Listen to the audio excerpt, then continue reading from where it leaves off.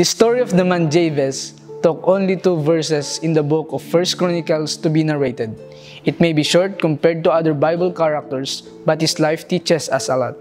The name Jabez is synonymous to sorrow. His mother named him such because she bare him with sorrow. But despite this, God blessed him and allowed him a life of joy and happiness, very much opposite to the meaning of his name.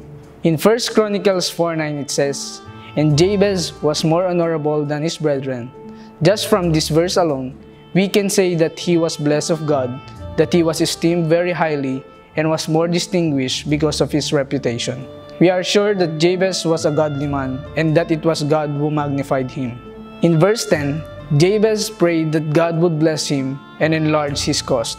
His acknowledgement of God's role in his life shows his humility and submission and his trust in the power of God to change his life.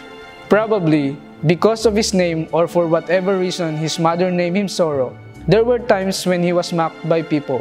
But God magnified him and made him more honorable than his brethren.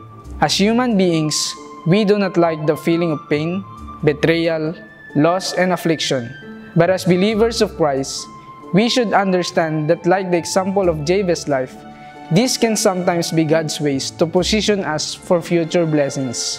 We must change our perspective to see the good in all things, even when we might be at the receiving end of what many would call bad luck. Let us remember and be like Jabez, that though he was named after sorrow, humbled himself and acknowledged God's power to turn his life around.